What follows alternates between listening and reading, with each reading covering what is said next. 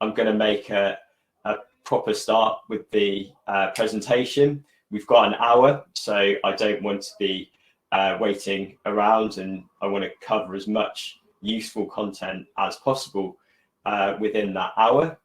And so I'm just going to start. I've asked everyone, I've asked people to just say on the chat who you are, because that's really interesting for us to know who's attending. So I think it's only fair that we provide a very short introduction to ourselves.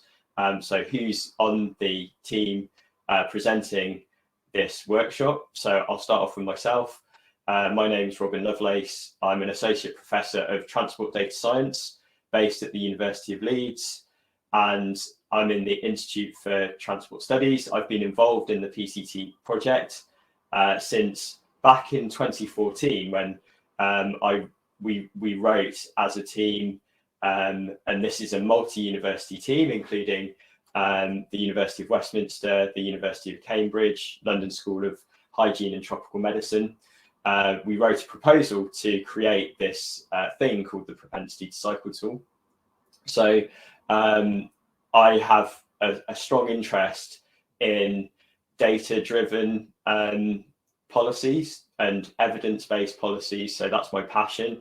And I believe strongly in the power of open data. So rather than just an expert in a room having the best available data, if everyone does, including civil society, the advocates, even people who are skeptics of cycling investment, if everyone's got the same information, that makes decisions and conversations more harmonious and hopefully decisions more cost effective.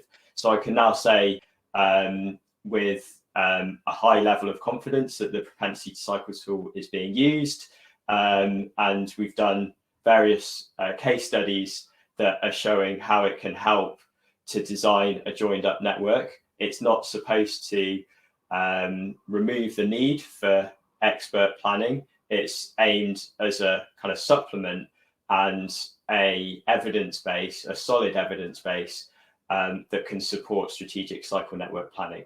And I'm the lead developer of the tool, and it's great to have this opportunity to present the tool and some of the things that you may not have known in the tool that you can do with it, including downloading the data. And that's something that we haven't talked about much in the Propensity to Cycle tool team. So that's myself.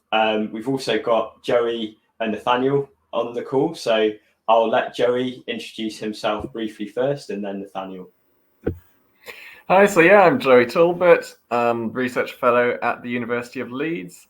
So I've been working here for the last couple of years, closely with Robin on a lot of projects linked into the Propensity to Cycle tool. So really looking at kind of how people get around and how we can plan out kind of where is a good place to build a cycle route? How do we create places that enable people to live without becoming dependent on using a car? So much of it is kind of linked into another project which we'll be having a session on later in the day with the ActDev booth. So yeah, you can find out about that as well. And that's the kind of looking at how creation of new developments. But yeah, I've been kind of looking at all sorts of applications of the Propensity to Cycle tool, applying it to new places as well. So at the moment, it's used in England and Wales, but potentially it can be used internationally. So yeah, it's kind of building on that. Great, thanks, Joey. And Nathaniel, he's representing the South. Yeah, I'm representing sunny Exeter today. I'm Nathaniel Sheehan. I am a PhD student at Exeter on the Environmental Intelligence UKRI pathway. I got involved with the PCT project towards the tail end of last year by commenting on the GitHub and just finding the repository by chance, and then through serendipity was able to have the opportunity to work on the project this year with Robin and Joey, and will continue to do so going forward. Fantastic. Yeah, so that's us. So yeah, let's go straight into the slides. I think I don't want to dwell too much on the context, because I'm assuming that I know the people in here have a specific interest and are probably already using the PCT. Could I just ask Joey and Nathaniel, I think it might be better if you turn your videos off as well, just so it's me on the presentation, and there will be presentations or opportunities to present specific parts of it from Joey and Nathaniel. But I am going to start off by just providing a little bit of an updated context as of 2021 on the Propensity Cycle Tool project. And one thing to say, just building on what Nathaniel says, Nathaniel said he got involved through the GitHub. That may not make sense to everyone. So just by way of clarification, he's referring to the source code underlying the Propensity Cycle Tool. So that just shows how when you put stuff out there, you can get a benefit of building a community. And the more people, the more eyes looking at a particular project, the more opportunities you have to improve it. So that's, I think, an important aspect of it. And just to demystify what Nathaniel was talking about there. And that shows that, we can take this forward, and we're always trying to improve not only the tool itself, but also the training materials. So we have actually created some new training materials that we're going to publish today alongside this workshop. So I'm going to go pretty quickly through the slides. The Propensity Cycle Tool, I think the key thing that I'm trying to get through with this slide is that the Propensity Cycle Tool isn't a forecasting model. So many transport models historically have been based around this kind of predict and provide paradigm. But we know from previous talks that there is a need for quite big changes to address climate change and other issues. So rather than just seeing incremental changes, the Propensity Cycle Tool is actually a backcasting model.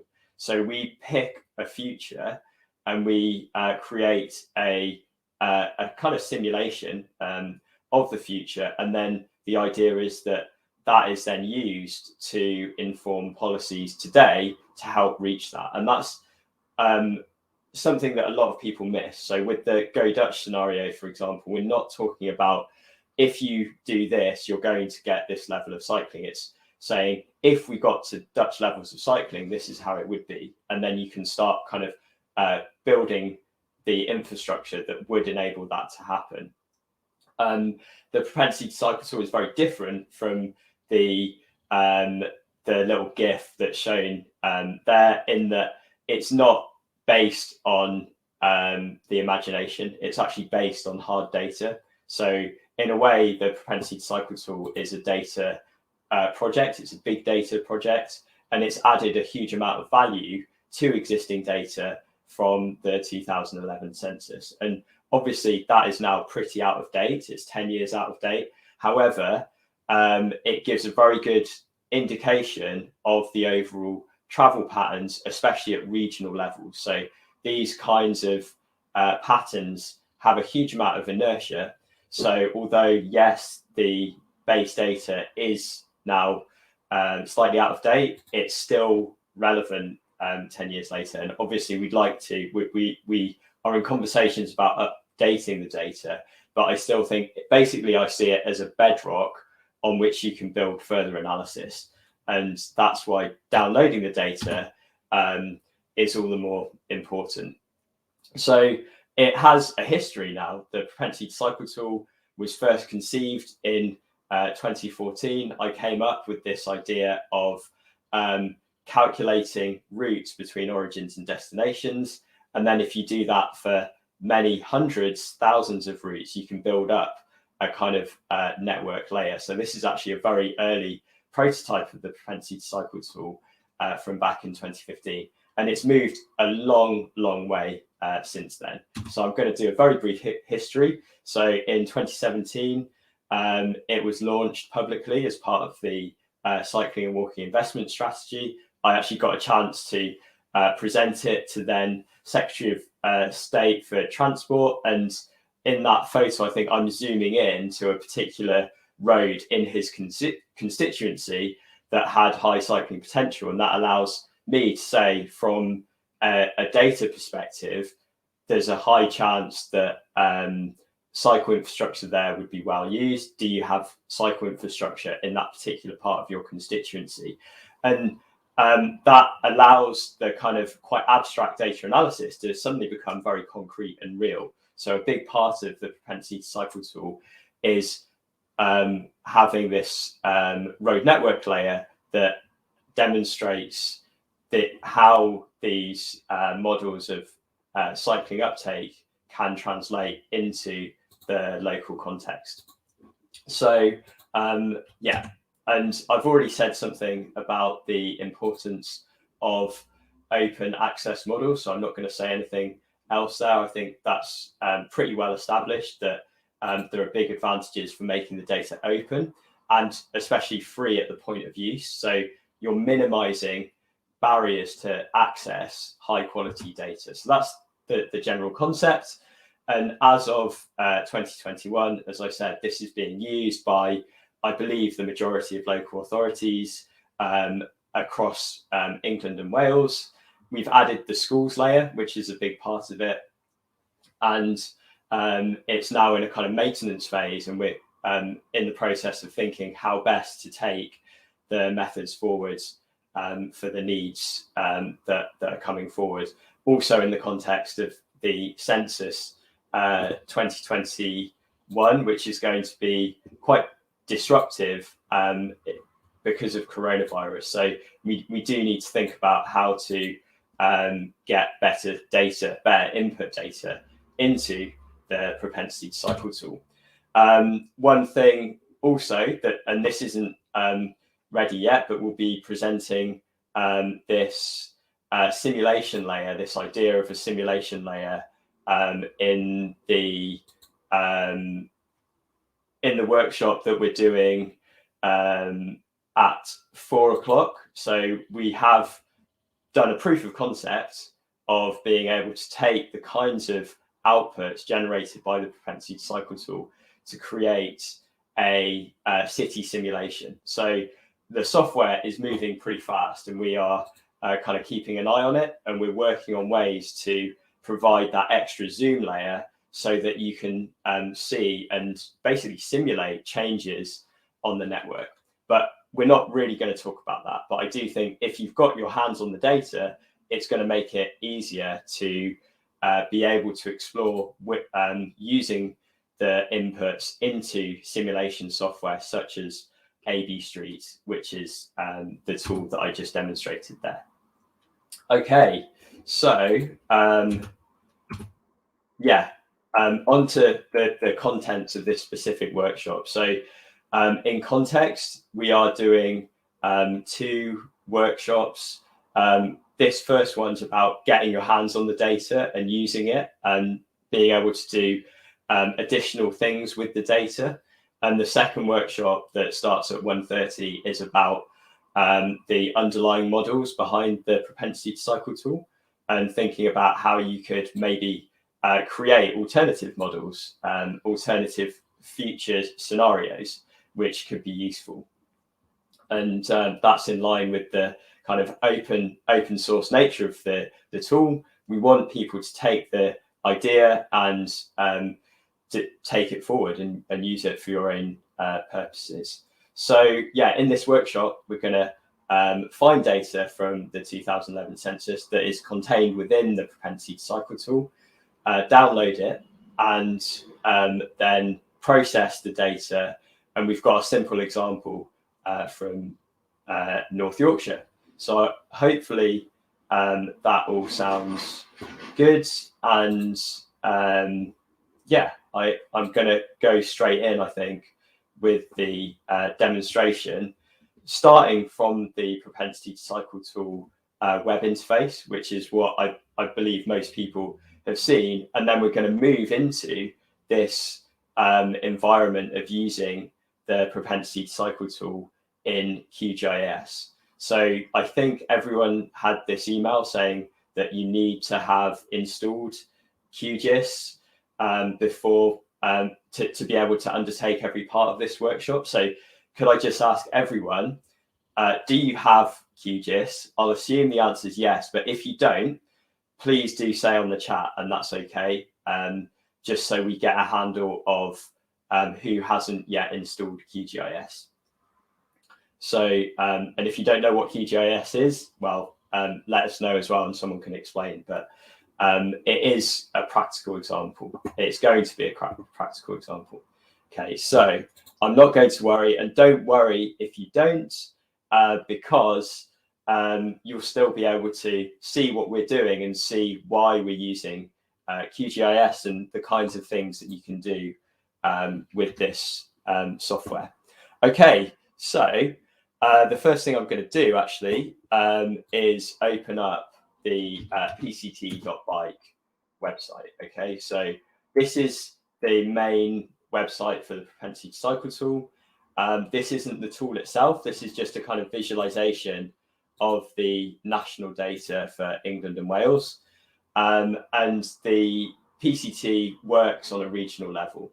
So because planning decisions are usually made regionally, we decided not to go for the smallest local authority areas, but fairly large regions. So we're going to use the North Yorkshire example. So obviously this works for any region.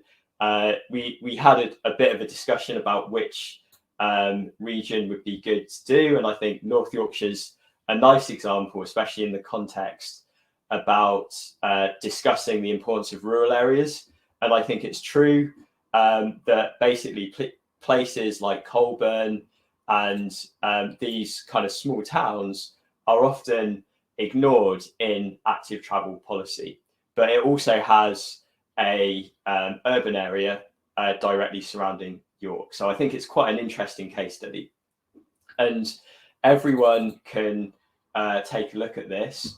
And I know most people probably have used that quite a lot, but I've just shared the link. So this is the tool itself, and you can visualize a wide range of things on the tool. So yeah, this is something that you can follow along. So no need for QGIS at this stage. You just need a web browser, and you can look at explore data about cycling in York. So one of the first things that you see is you've got quite high levels of cycling. This is around 20% of trips in 2011 are made by cycling. As I say, travel patterns have a high level of inertia, so it's probably pretty high still. Cycle count data would give you an indication of if that's going up or down, but as a broad estimate, around 20% for these areas. But when you go out into the countryside, it drops quite dramatically. So as you would expect, further from workplaces, it's only about 2% in this particular region. So that's the landing page. And I'm going to show you the different layers. So there's quite a lot going on. You can choose commute or school travel. You can choose different levels of geographic resolution. You can choose the scenarios. But in terms of data, the most important layer probably is the cycling flows. So this is the foundation of the Propensity to Cycle tool. It's origin destination data from the 2011 census, and this shows you where people are cycling, and you can see up to 200 of these lines, but in fact there's many thousands of them, and in fact about 4 million origin destination pairs are underlying the national model. So that's quite a big data project, and that's fairly easy to get your head around. So it's important to understand the origins of the propensity to cycle tool. You need origin destination data, and in fact origin destination data is quite common. You may have it without knowing it in local authorities. So any school, for example, will have a list of postcodes, and you can use those postcodes to calculate how many students, for example, are traveling from each zone to the school. Any local authority owned leisure centre or library will probably have a list of postcodes. So OD data is quite widely available, and you don't have to use census origin destination data. Obviously, we've used the best available data we could find, and this is a really good data set because it covers over 90% of the working population, and it's consistent across all of nationally. So this is high quality data, and what we've done is simply calculated the routes between each origin destination pair, and you get a list, you get a result that looks like this. Okay, so that's useful. And the next thing that I was going to do, I think, is just demonstrate how you can use the tool. You can basically do some geographic analysis in the tool itself. So when you move around, you can see that the lines are jumping around. So the lines basically try and follow the map. And what I'm doing here is zooming right in to this particular piece of infrastructure, because we're going to focus in on this bridge in North York. And then this is a little trick that you can use. This is a very rarely used function or button in the propensity to cycle tool. And I can click on that. And what that's going to do is going to freeze the lines so that the lines aren't going to jump around anymore. And we're going to zoom out. And you can see there that the lines have captured this information about the zones that are using or likely to be using this particular piece of infrastructure. So that's really useful, especially if you're trying to target particular groups. You want to increase equality. That is a type of basic geographic analysis that you can do just within the propensity to cycle tool. So yeah, I could say a lot more, but I'm sure people have already, you can have a play with it and see what else you can do with it. But that's a good place to start, especially as not everyone has QGIS. So you can just follow by using the online tool. Okay, so that was the first thing that I wanted to say. And I've just done the first slide, basically, which is a bit of a demo. The other important thing to note is that obviously we cannot learn everything in 1 hour. So to make this session as beneficial as possible, we've created free and open training materials that you can use in your own time. And this is brand new. So this is fresh out of the oven, so to speak. And this, I think, deserves dedicated time and focus. So it might take an hour or even a couple of hours to work through this. So I'm going to put this in the chat there.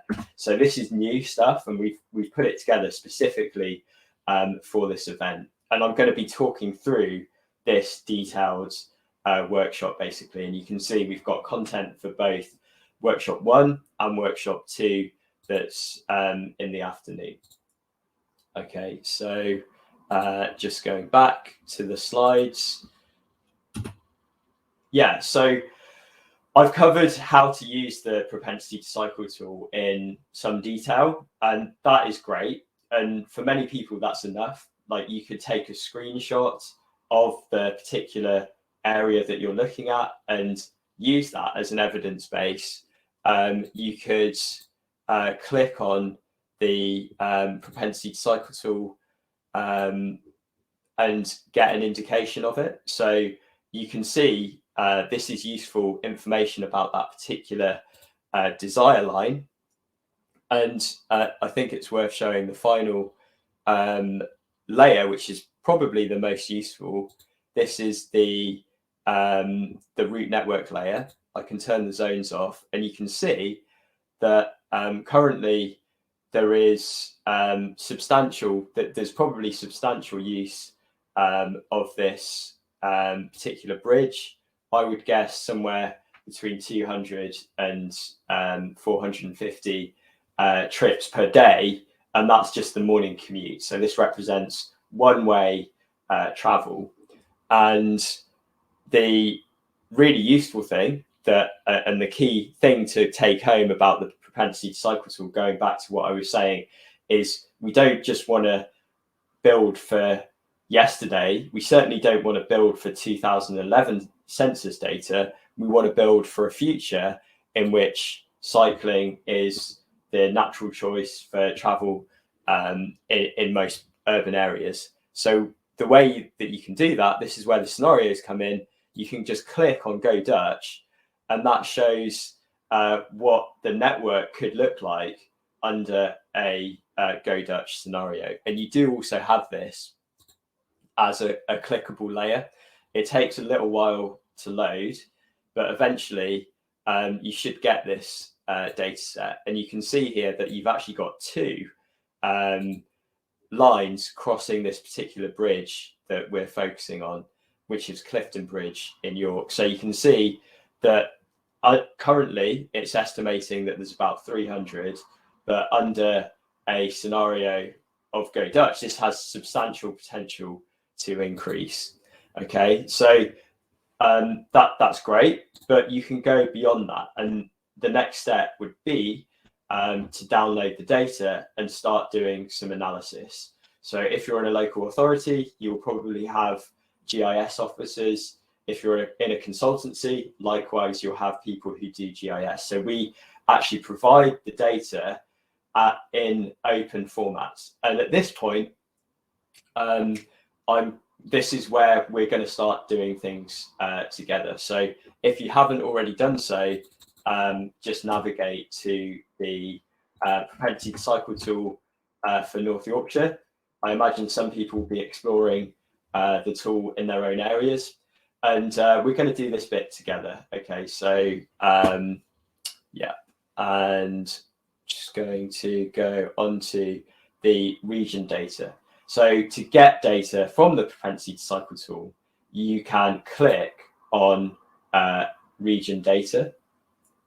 And by the way, it's really good to see the chat going on. Thanks, Joey, for putting key links to questions that people may have, and do keep the questions coming, although I may not be able to answer them. So yeah, what I've just done is I've gone from the map, and everyone can do this in real time. So if you click on region data, you will see a web page that contains links to the raw data. So at this point, you're in the kind of data analysis world. You can download the data as CSV files, RDS files, which is files that can be read into the statistical programming language R, and also in GeoJSON. And GeoJSON is a open standard for geographic data. So most GIS software packages can, most GIS software can read in the GeoJSON files. So that's exactly what we're going to do. And I'm going to go back to this presentation, to this teaching materials, and I've already covered this. So we are going to download the zones LSOA dataset. That's the first thing that we're going to do. So you should see here that this is commuting data for zones, and this is the first data section that we're going to download. So you can just click on zones MSOA. And just a very quick clarification between MSOA and LSOA. Apologies for that acronym, but they just are different types of statistical units.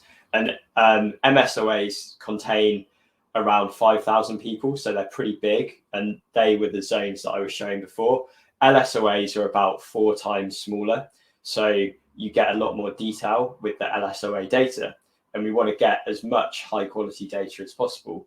So we are going to download the LSOA GeoJSON file, and you can just simply click on that link, and then you can click save file. Okay, so I'm going to give everyone a chance to do that and see and download the data essentially. So your computer will probably look different from mine, but whatever operating system you're using, you should be able to download it somewhere. I'm going to download this in the downloads section in the downloads folder. So it just is going to exist there. And I assume everyone has done that. And that's the first exercise that we're doing together in this workshop. So I'm just going to pause and say, has everyone downloaded that file? And if you haven't, or if you've got any questions, now's the time to say on the chat. And I just wanted to check that everyone can get hold of that, that data set. Okay, so that's good. So the file, you can actually link to it. So it's on this region data, but if you haven't got that one, that's good. So this is for Monique. You should be able to, actually that didn't work, sorry. You should, I'm going to try and copy the link to this. So that is quite a long link, but you should be able to click on that. And I think like most other people have just got it from the website. So that's how you get the PCT data from the website. We're also, actually, let's just, before we download the other data set, so it's exactly the same principle, but before we do that, let's go into QGIS. So this is where the QGIS part starts, and this is basic GIS stuff. We're going to open a project and load in this data set.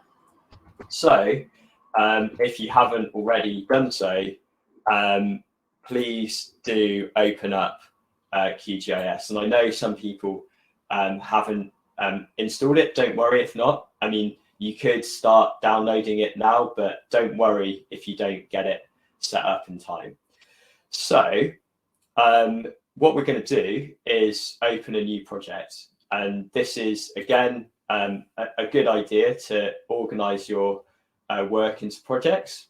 So I'm just going to click on project and then new. And then it's also a good idea to save this project. So just so you know where it is and you've got a record of it.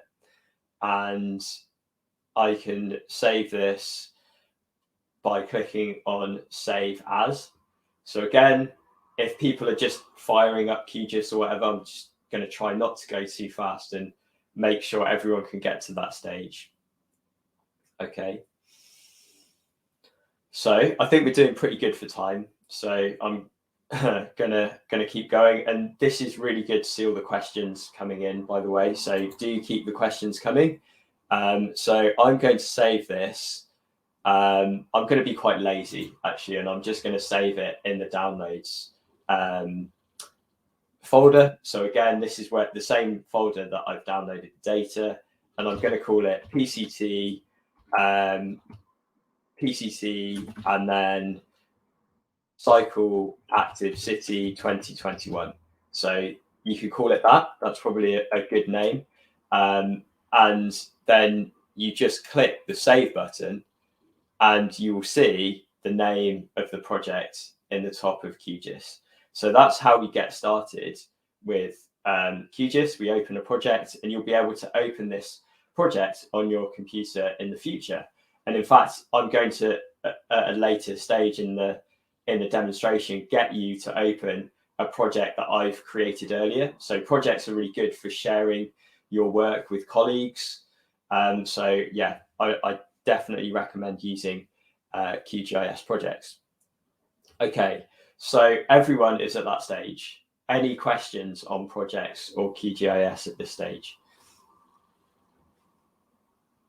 Okay, so that's good, because there's not really a lot going on. You just got a blank screen, and the next step, and you should be able to see that you can get data in various different ways. Yeah, so that's a very good question about coordinate systems. I'll come on to coordinate systems, and we should be able to see our data that we have downloaded here. So you can navigate there, or you can click on this plus button. That's quite a good way of getting data. So I'm going to do that. I'm going to click on the data source manager, is what it's called.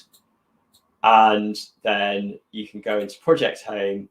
I've got way too many files, because I've just downloaded loads of stuff into the downloads. And if you're anything like me, it's probably similar. But the data that I downloaded, it should be the GeoJSON file. So hopefully you've got better eyes than me, and I'm just there we go. So it's that one, and it's quite nice actually, because QGIS gives you a representation of the data set. You can see that it's got this kind of polygon shape, so it knows that this is a geographic data set. And no surprises here, we're going to double click on that file, and I'll give people a little bit more time to make sure that they have got this going. Okay, so 1, 2, 3, and we can do this together if you're in the same place. I'm going to click on that and then close this, and then we've got the data into QGIS. So that's a big step forward. So rather than having it on a website, we've actually got this in a GIS program. There's a very good question about coordinate systems. So at the moment, there's a problem. You can see it kind of looks a bit squashed. That's not great. So that's actually the first exercise of the of this section. So yeah, I'm not going to answer specific questions in this moment, but we can definitely provide answers in the chat. So we're going to do these stages for the route network layer, and we're going to do it for the fast routes. But just in the interest of time, I'm going to show these steps for just the zones, so that we can move quickly. Yeah, because I think we've only got about 20 minutes left in this workshop. So we've got a map. We don't have the route network layer, but trust me, the same approach works. So if you click on download the route network, you would sit and add it as a layer. It works in exactly the same ways. So the first exercises are to change the CRS, and CRS means coordinate reference system, to EPSG 27700. So that number is the official coordinate system for the UK. So every place, every country will have an official coordinate system. It can be confusing because some countries like Brazil have like 5 official coordinate systems, but I recommend using whichever coordinate system is in use by the government. And in the UK, it's very clear that government data is usually in this EPSG 27700, which is the British national grid. So we're going to first change the projection of the map visualization, and then we're going to change the coordinate system of the data that we've just read in. Okay, so that one is just based on clicking in on this toggle here. And sorry if the screen's a bit small, but I think you should be able to see that. You can see that there's a little button that says EPSG 4326. So that tells us that the map projection is in 4326, which is a simple, like that's the simplest projection system that there is, and that's latitude and longitude. So the data is provided as longitude, latitude, and that explains why it's compressed, because as you go close to the poles, the gap between each line of longitude gets smaller. So it's kind of stretched out in that way. So we're going to change that by clicking on this button. Okay, and then you can see you've got various options available. I've used the 27700 before, so you can use that. If you can't see that option, you can just type in 27700. And you could also type in British for the British national grid, but it will give you loads of other options as well, which is a byproduct of the colonial British Empire. Has loads of these grids and loads of different names on there. So you can click, for example, on the 27700, and then you just again double click, or you can click apply and then OK.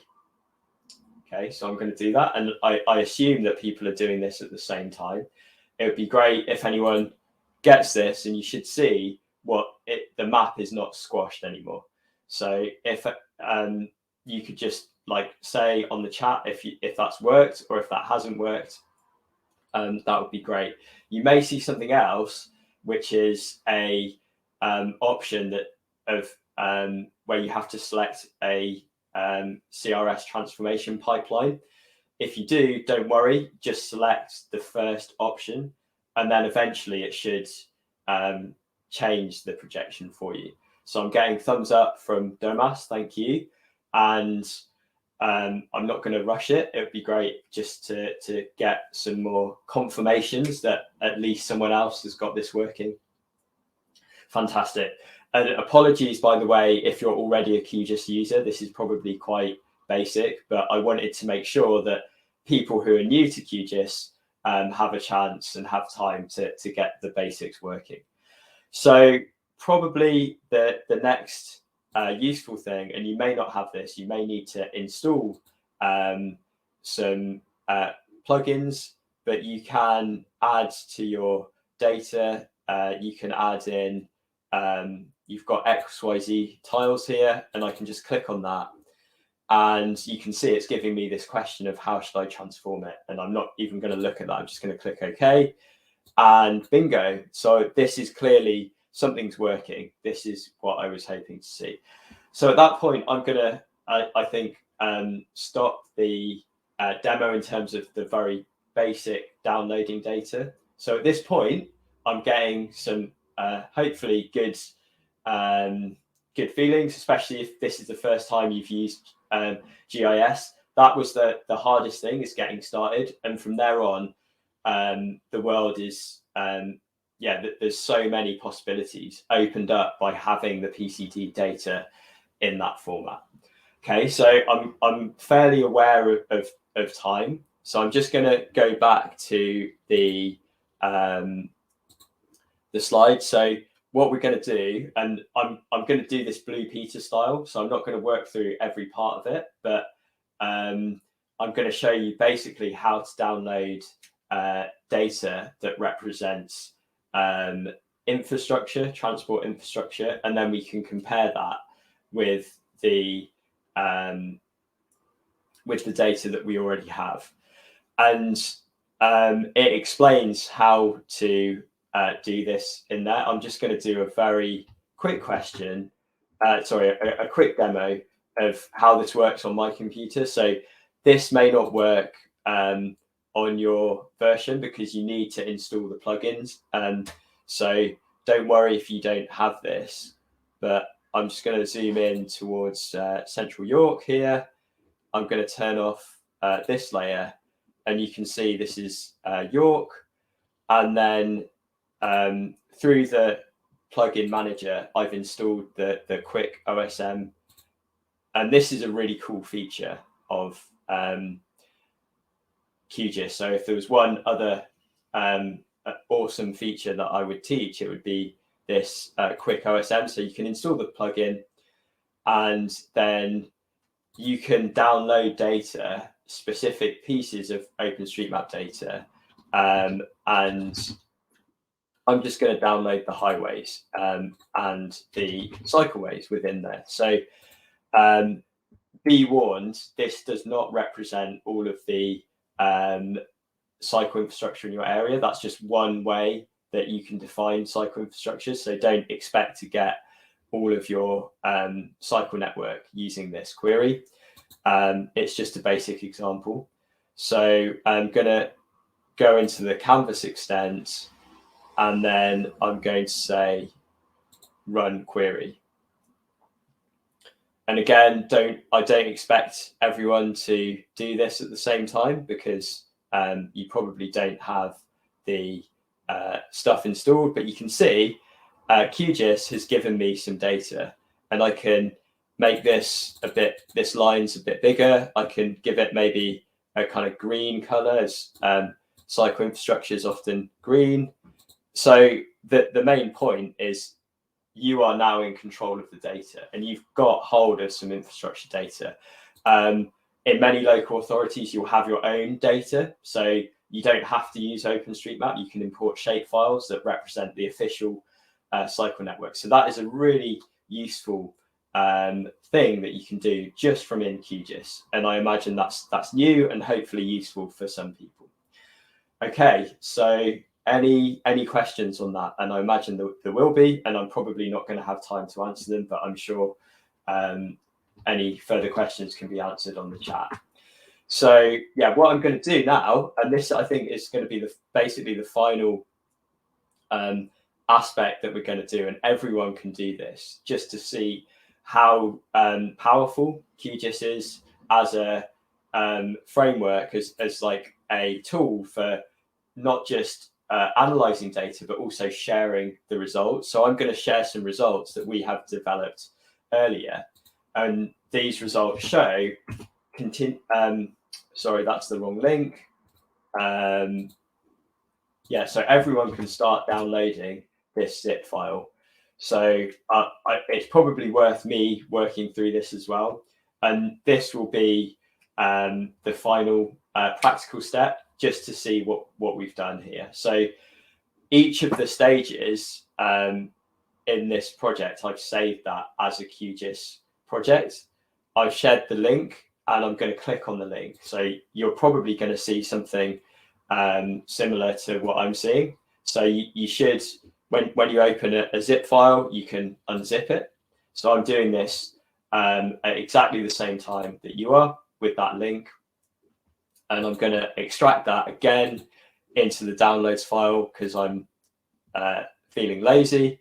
And a great thing with QGIS is, as I say, you can share stuff that other people have done. So you should now have the data that we've created for this workshop.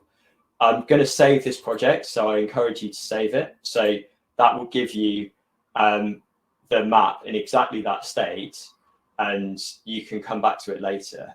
But I'm just going to go into project open, and please do work through this at the same time. And then I'm going to click open, and I'm not going to worry about that. So just be aware if you've got any warnings and read them. And I've got this PCT QGIS file. So in the interest of time, I'm going to go straight to the end. And that's PCT QGIS 4. Double click on that. It might take a bit of time to load, okay? So there's quite a lot of data in there that we've generated for this workshop. And you can see, I think QGIS is working away there. And again, it's given me this option of the type of transformation. And I can make that as the default. That will just mean that I don't see that message again.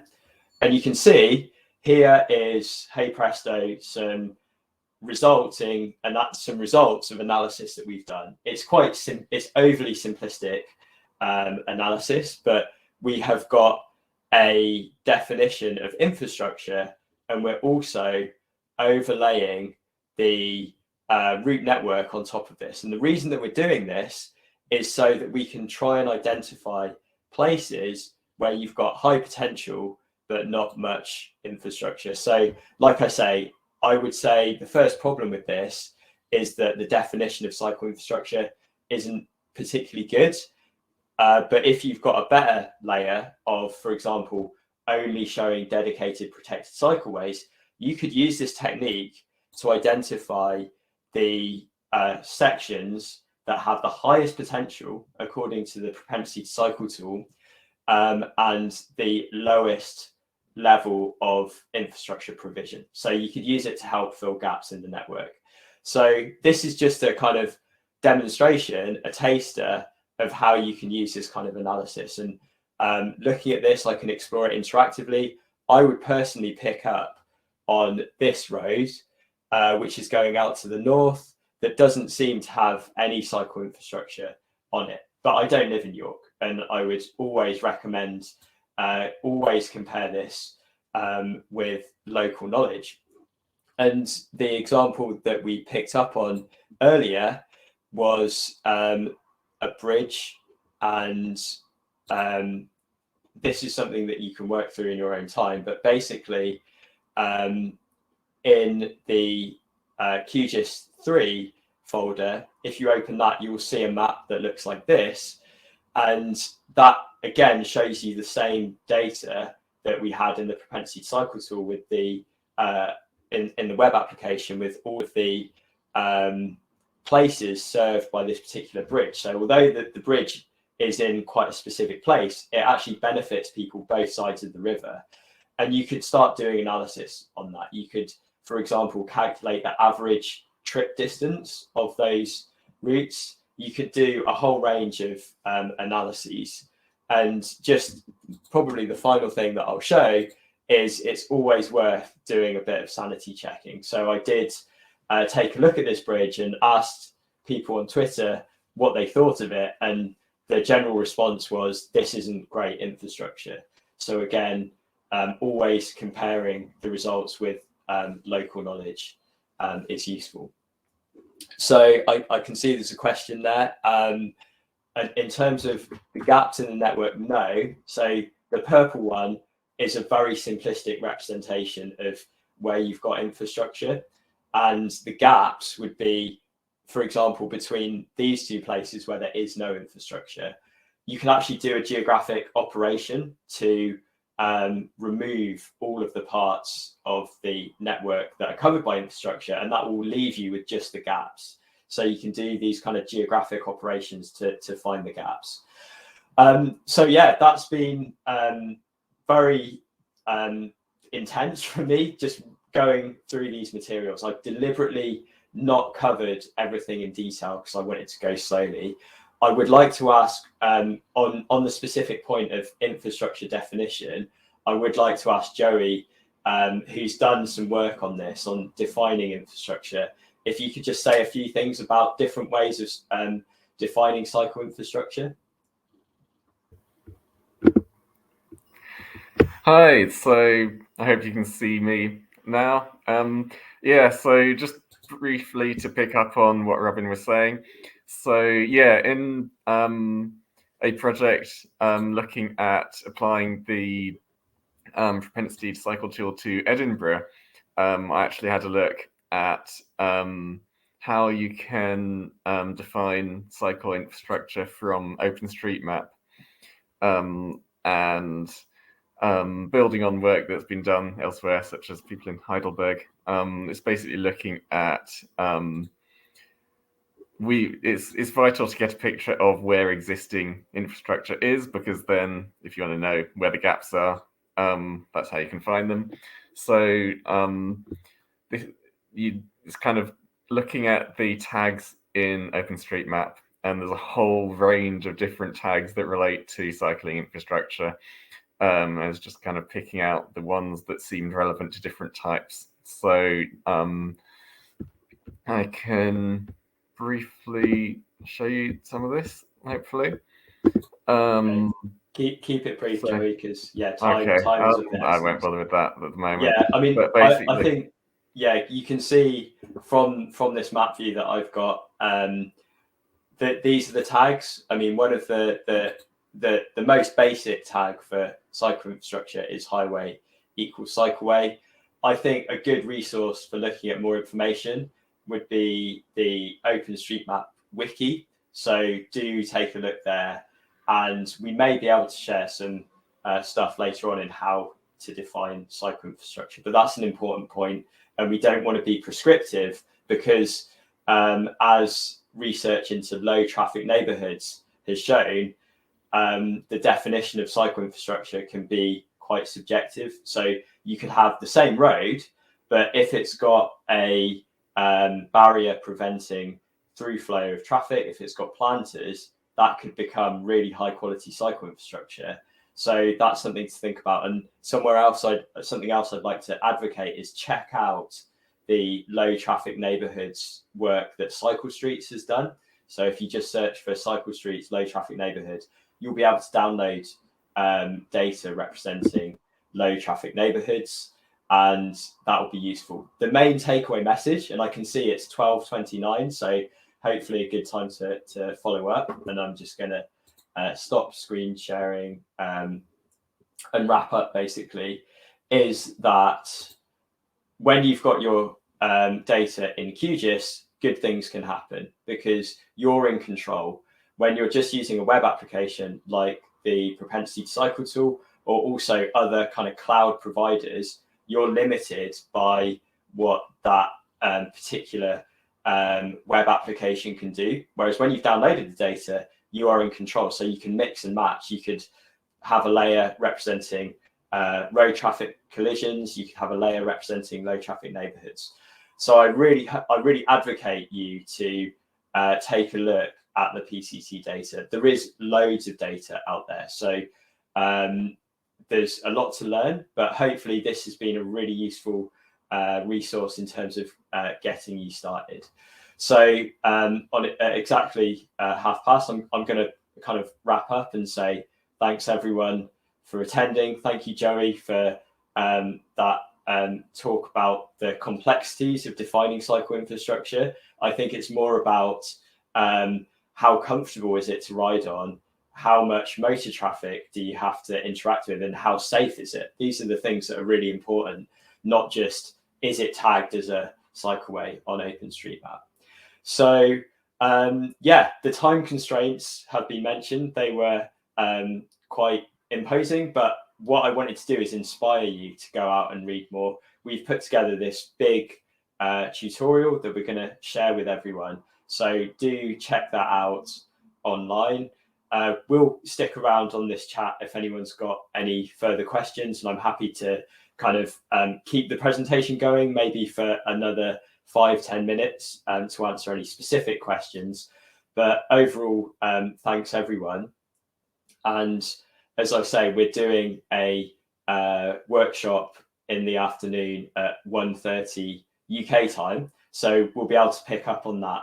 One thing I should really say about that second workshop is, in the same way that this workshop assumes you have QGIS installed, the second workshop assumes that you have R and RStudio installed. So please do if you haven't already, I can imagine people very quickly trying to download and install RStudio. You're not going to be able to learn everything in one day, but just getting started is often the most important step. So yeah, I think that's a good place to wrap up. The material, as Mark has said, will be made available, and I plan to share this so you can share it with colleagues who may be interested in how you can go beyond just using the propensity cycle tool in the web application to getting your hands on it and using it for your own analysis, which can go way beyond what the propensity cycle tool can do. So yeah, that's it for now. I'm going to, like I said, I'm going to stick around for 5-10 minutes to just answer a few other questions. So feel free to stick around. I imagine I'll see many of you at 1:30. So yeah, thanks everyone, and have a great rest of the Cycle Active City conference. Nathaniel, did you want to say anything else on this while you've just come online? No, sorry, I was just gonna say, answering on to Werner's question there, just to say that yeah, on the link that we have sent out, if you scroll down, you can have a little bit more context in terms of using commuting data, not just using commuting data, using school data, and accessing that to build a route network similar to what Robin has just presented. And yeah, and just to follow up on origin destination data, you can generate it, but you need to know what you're doing. So there is a field of research called spatial interaction modeling, and that goes back to the 1960s, and it has continued to progress. So with modern hardware, software, and data, you can actually generate fairly high quality origin destination data. That is now possible, but you need to know what you're doing, and that's certainly an area of research that I have created spatial interaction models. But I think in the UK we're kind of spoiled with all this open access OD data, so we haven't had a very strong incentive. I have developed OD models for other places, and that's something that we can talk about. But so yes is the short answer.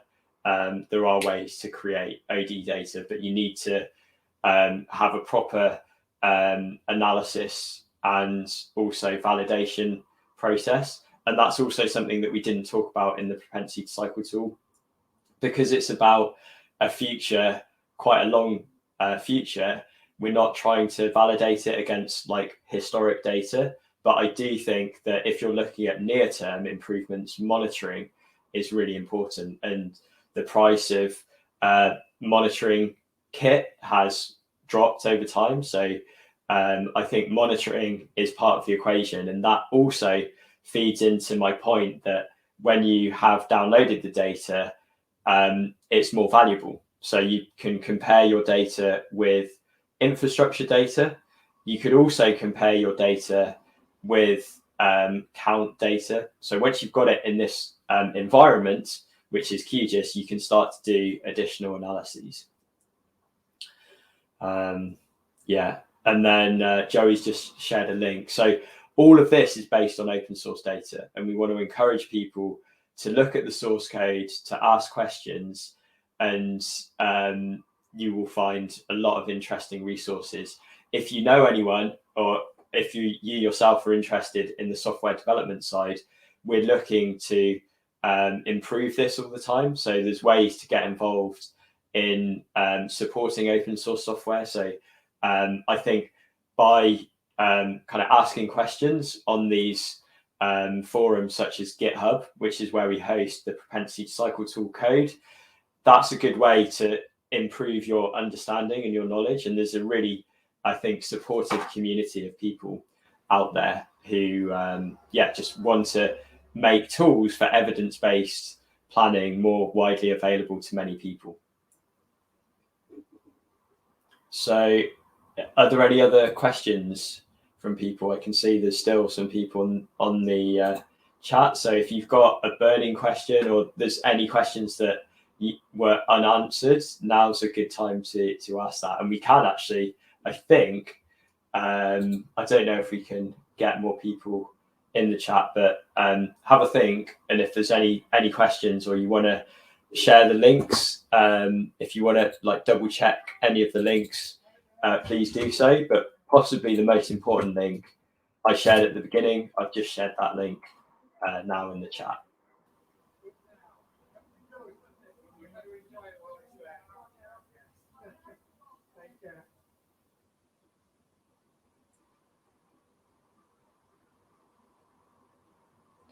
Okay, so I think that's it. Thanks a lot, guys, and we'll be around in general. So we will be presenting again at 1:30, so similar setup. I think it's maybe in this same workshop room. We will also do a brief demo of the active travel and new developments tool at 4:15. So yeah, good to see everyone getting involved. Really great comments. I'm glad that the information was useful and hopefully goes into policy at local and maybe even national levels. So yeah, be in touch, and I will be available on the hop-in chat and on email for any follow-up questions. So I'm going to close it there. Thanks everyone, and sorry about the slight delay on getting going. I think it was partly because I couldn't see people joining. So hopefully you can hear me. Please do make good use of the chat functionality as well, so we can see what you're thinking. And if you've got any questions, just write it down. I believe everyone has seen the first training session, the first workshop. And this next workshop really builds on that. So I'm not going to do introductions. You already know who I am. And also Joey, who's my colleague at the University of Leeds, and Nathaniel, who is a PhD student at the University of Exeter, who's contributed to the PCT package. So these are the same slides as before, so I don't need to talk through these. I am going to start off just by saying a few of the additional things that you can do with the propensity to cycle tool. And for some of these things, it's useful to have your data in a statistical programming language. So this is going beyond the QGIS. So it's an advanced workshop. It's based on this language called R. So in fact, I don't know if I can do a poll, but yeah, I think it's probably worth me doing a bit of a starting question, which is about how much experience you have using R. So I'm just going to put that out there.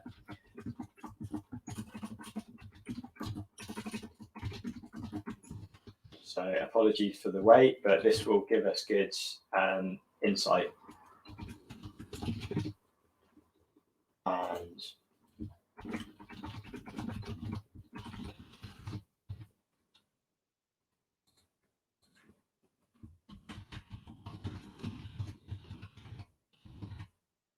And so the options will be, I don't have much R experience, but I've just installed R in RStudio. I have limited stuff, but I've used it a bit. And then I'd say intermediate. And then I'll add one more, which is confident. Cruising with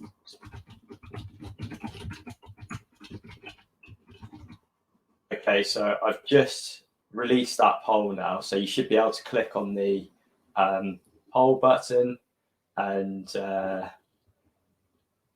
can I just check if people can see that?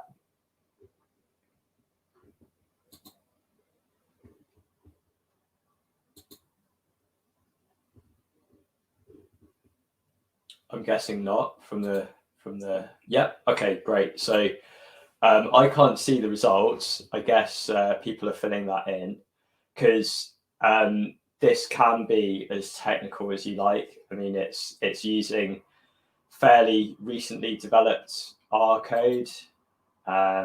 So let's just see.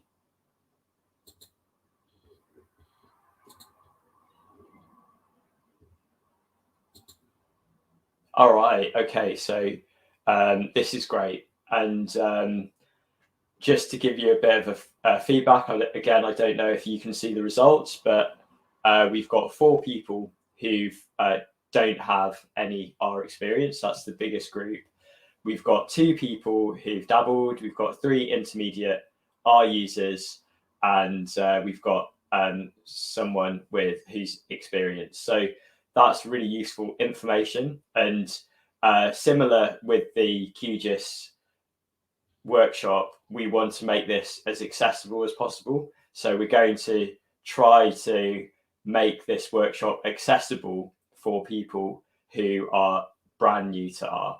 R is a really powerful statistical programming language, but that shouldn't make it seem intimidating. It's actually quite user-friendly. But this is just a heads up that it is going to be a practical demo. It's not just talking. And I'm going to expect that we're going to do a bit of stuff together using R. So that's good. And I'll use that as the basis of directing the workshop content, so that I'm not going too fast. And so this is appropriate for first-time users of R. If you're on the cutting edge already and you're confident, feel free to ask questions about how to take this forward.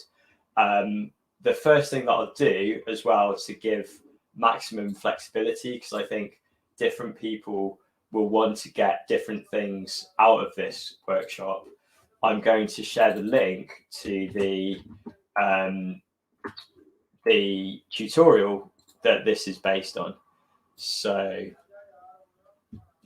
there we go.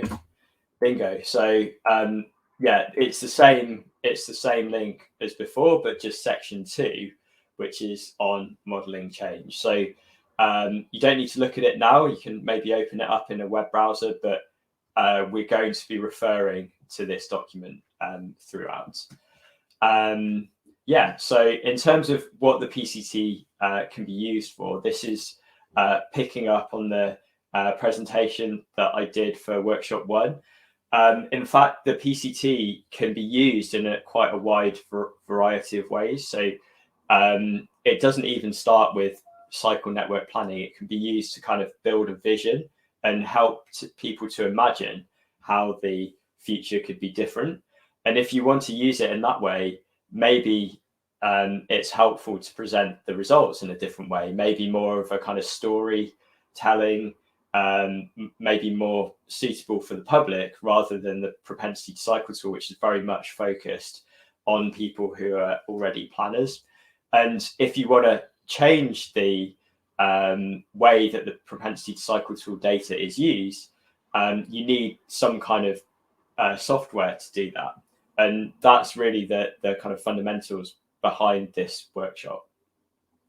Planning strategic cycle networks, that is the main use case of the PCT. It's not really about at the level of junction design that someone like Brian Deegan would be talking about. This is about route prioritization. So which out of a number of possible investment candidates are the highest potential.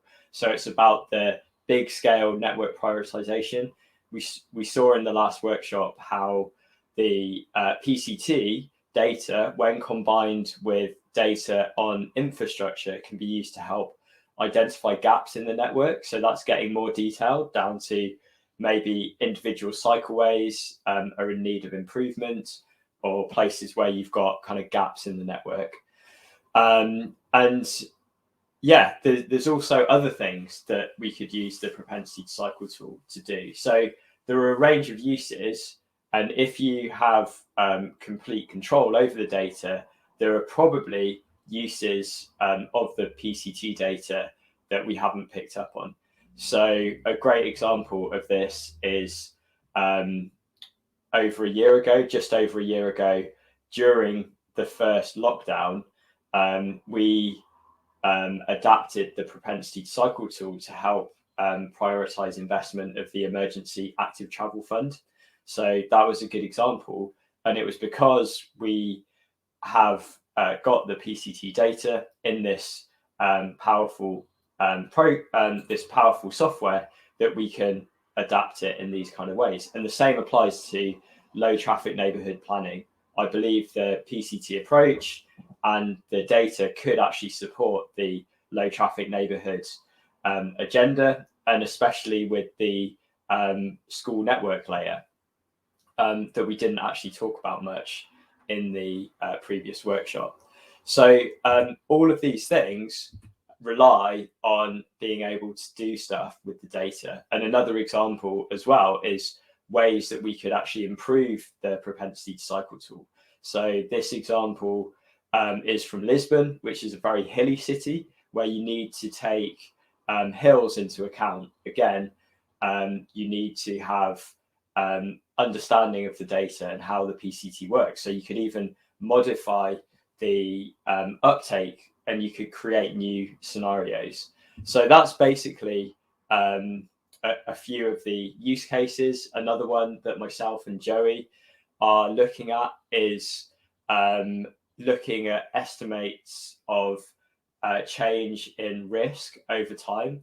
So this is very much preliminary work, but we've taken the propensity to cycle tool layer, which gives an indication of levels of cycling nationwide, and then you can use that to estimate how well different local authorities are performing in terms of road safety. So just to kind of reinforce this point, the PCT gives you the route network layer gives you estimates of how many people are cycling at different parts of the network, and then if you have cycle counter data, you can estimate how much it's growing, or in some places decreasing. And then if you compare that with numbers of collisions, you can get an indication of the change in road safety per billion kilometers. And that addresses this issue with road traffic casualty data, which is when you get increasing numbers of people cycling, you usually see increases in casualties. And that doesn't mean the roads are necessarily getting more dangerous. It can simply mean that there's more people out and about. So the actual crash rate in terms of number of collisions per billion kilometers cycled can be decreasing.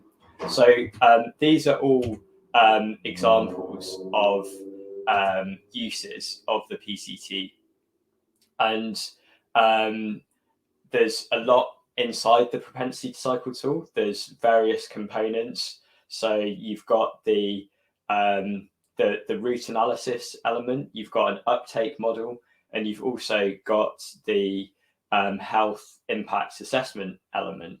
So there's a lot in there, and what we're going to be focusing on this workshop is how the uptake model works and how to use the data to create new scenarios of change. Okay, so yeah, and just going back to my point about planning for new cycleways and road space reallocation schemes, this is not from the propensity to cycle tool. This is actually from Leeds City Council, and this was their plans about 12 months ago of how to spend the what was then called the Emergency Active Travel Fund. And we did actually modify the PCT to support investment in these kind of pop-up infrastructure.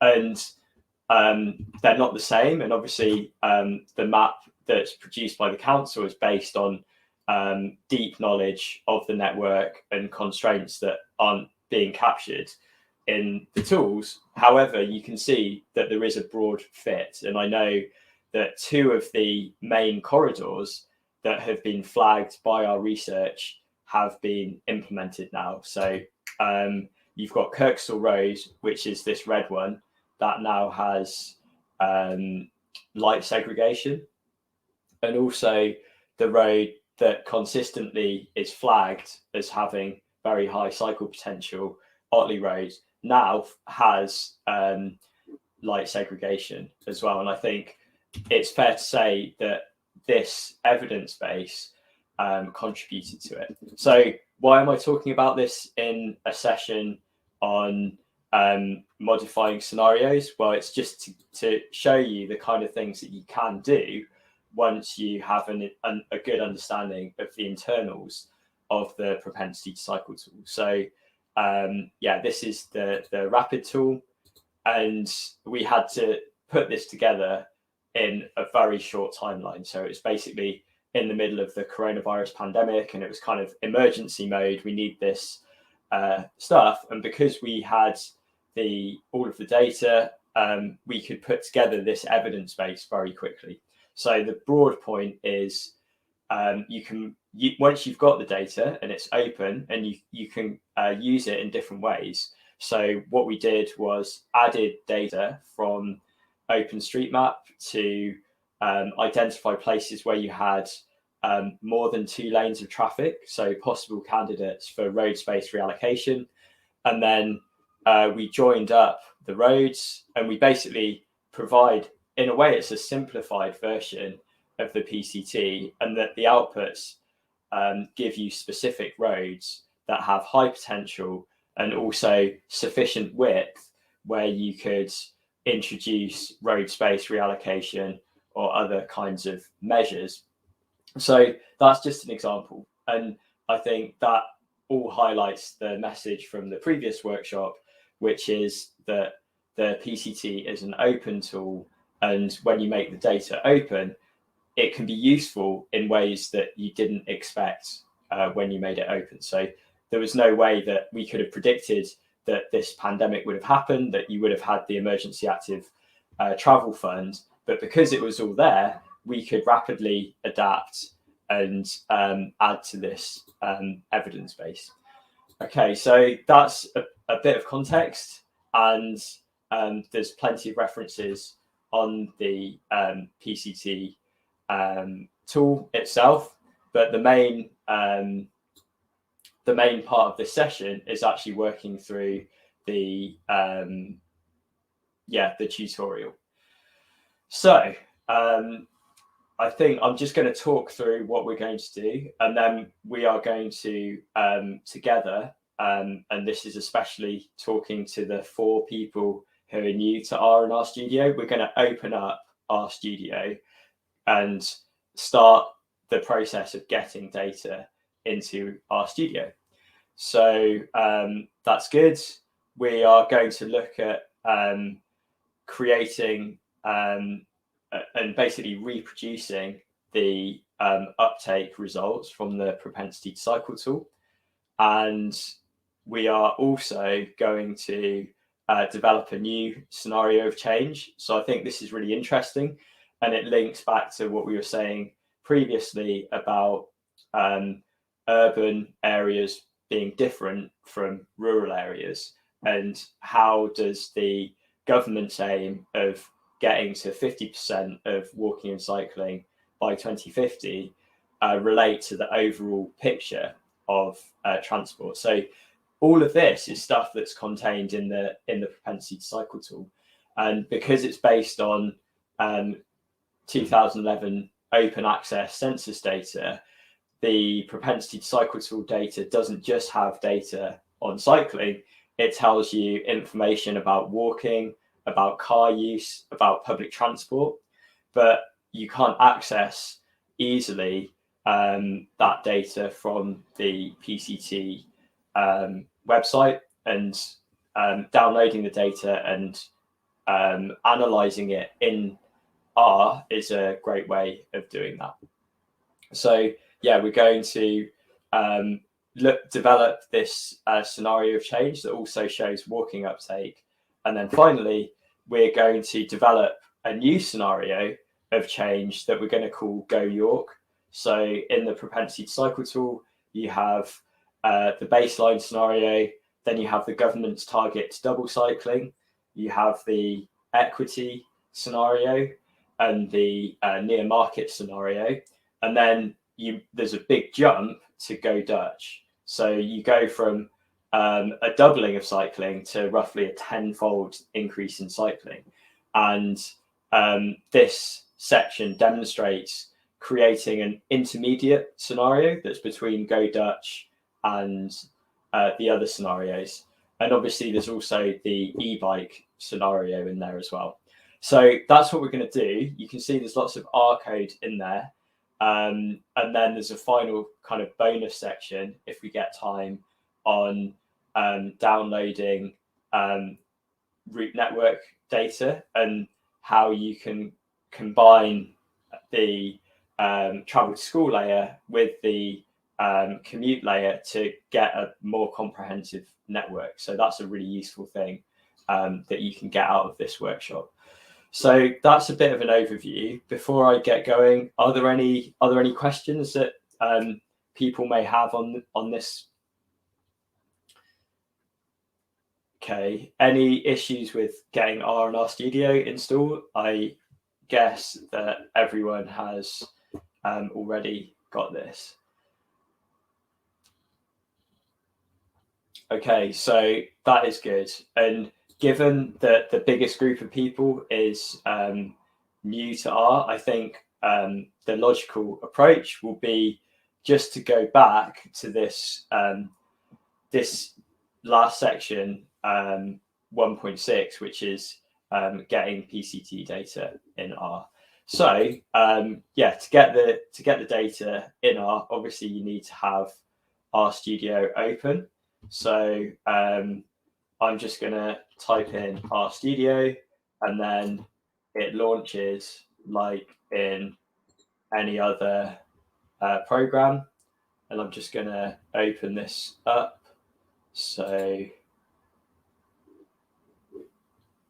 hopefully everyone else is getting their RStudio programs open, and you should see something that looks a bit like this. So the colors might be different, but basically this is the RStudio IDE. That stands for Integrated Development Environment, and this is the tool that we'll be using. So it can seem quite intimidating when you first see it because it is a programming language. However, there's a lot of things in the propensity to cycle tool that should make it easier to get going. Okay, so any question on that at this stage? No? So I'm assuming everyone can see basically what I can see, which is a fresh RStudio instance.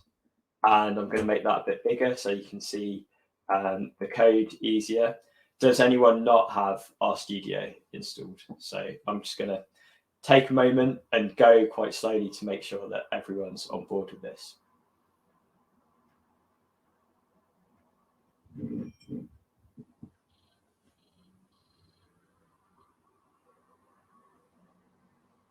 Okay, so and to people who are experienced with RStudio, sorry, this is going slow, but I have been teaching R for quite a while, and usually as when you get good at something, you tend to rush and go too fast. But yeah, this is RStudio, and the first thing that we're going to do, and this is stuff that we will do together, is we're going to create a new project. So the way that you do that is you click on this project box, and then you can just click on new project. So I want everyone to do this at the same time. And again, any questions, let me know, but I can see someone at least is saying all good, and I'm getting the message that I can go a little bit faster maybe, so that's good. And there's a few buttons you can click. Just click new project, and you can choose where that project is going to live on your computer.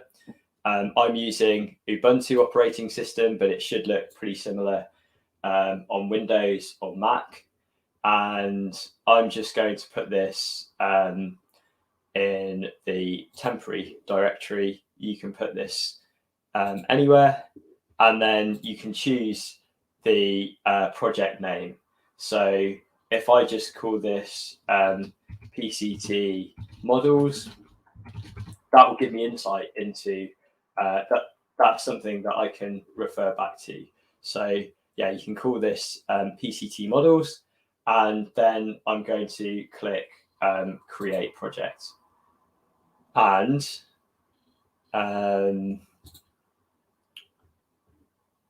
it looks like RStudio crashed, but then it somehow magically revived. So hopefully you didn't get that message, but you should be able to see something that looks a little bit like this.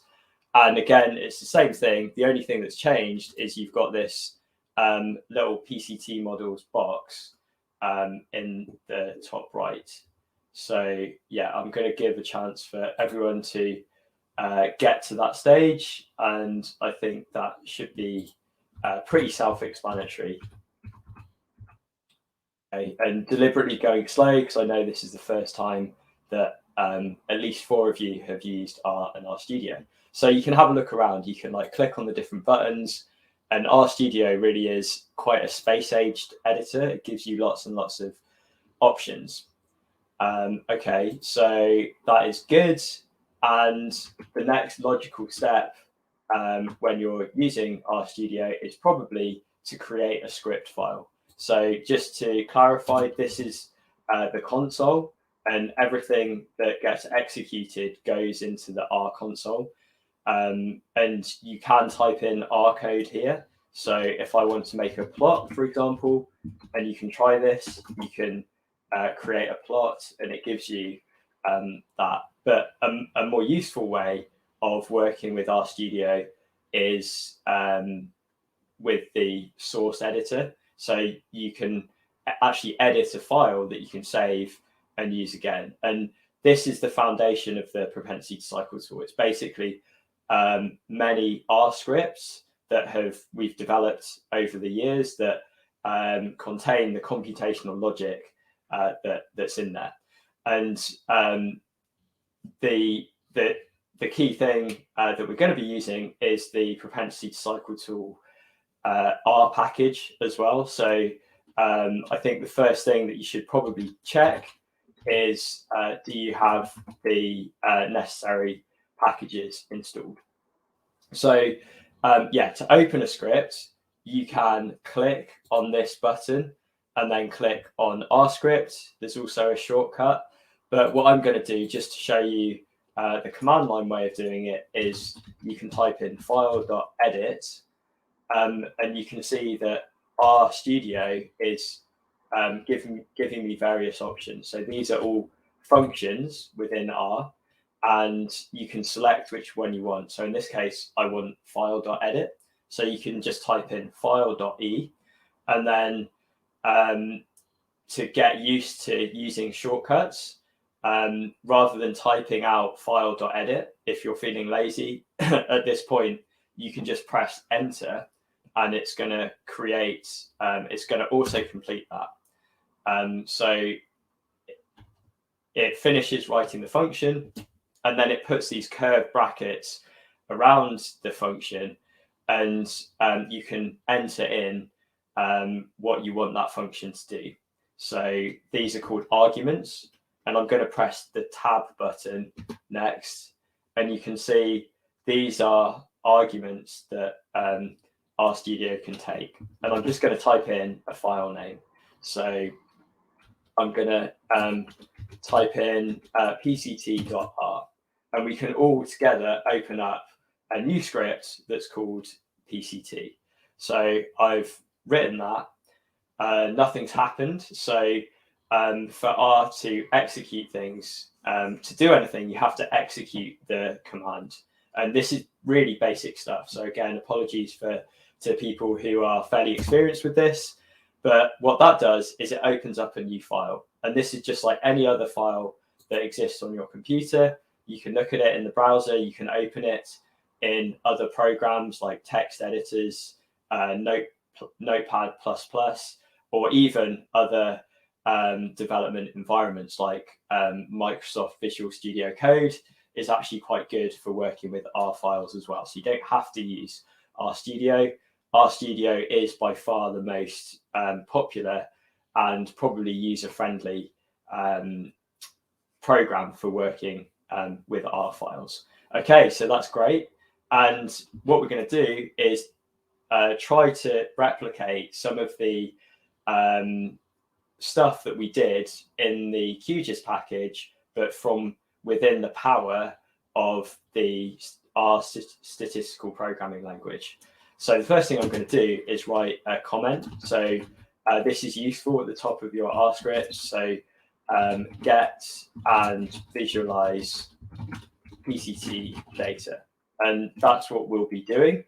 And usually as well, the first thing that you do when you're starting up an R project is decide on the packages that you're going to be using and load those packages. It makes sense to do that at the beginning of the script because that way anyone else who's using the script or yourself, you know that you've got the dependencies that you need to do that. So you can just type in, and the first one I'm going to type in is the PCT package. So, and what I've done here, this is another important thing, is you can press Control plus Enter after you've typed in a command.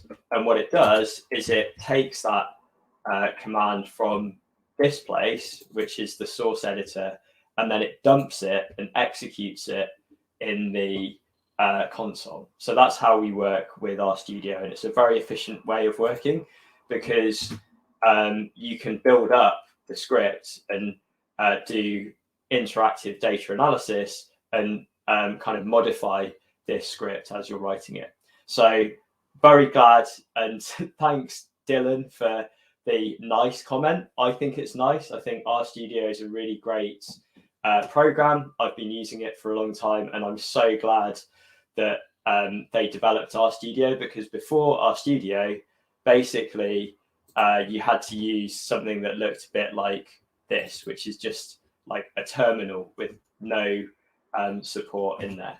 So you can actually run R from inside the terminal, but that's more for kind of hardcore computer science users.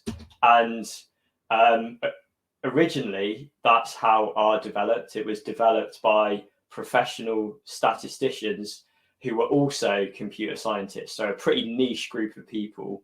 It was actually developed in New Zealand, and it has since become one of the most popular languages for data science on the planet. You've also got Python, you've also got Julia, and there's various other tools, but R is really good for working with the kinds of data that we use in the PCT. So the PCT was actually developed in this environment. Okay, that's enough of me talking. I guess people are keen to actually get some data with this. So I can be lazy at this point again, and because this is a second workshop and I don't feel like typing too much, I can just copy this code. So usually I tell my students, don't copy and paste code, but you can do it. And it's one of the great things about code. Once you've solved a problem once, you don't have to solve it again and again and again. Unlike with graphical user interface tools, where you have to click on the same series of things. In this case, you can just copy paste. Well, it didn't actually work that time. It did say copied, but it seems like the copy thing's not working. So hold on. Yes, okay, so it did work that time. So you can do that, or if you're feeling keen, and like I say, I do encourage you to type things in because you learn through muscle memory. You can just copy paste that. Okay, so let's speed up a bit. So what I'm going to do now is run through each of these commands line by line, and I want everyone to do the same thing, and you should get some notifications. So this is just when I've loaded the SF library, that's saying, yeah, it's loaded, and I'm talking to this other library, which is for geographic data analysis. The tidyverse is like a massive package that contains a lot of useful tools for doing analysis. So packages are basically like apps on your phone or plugins in QGIS where they just give extra functionality.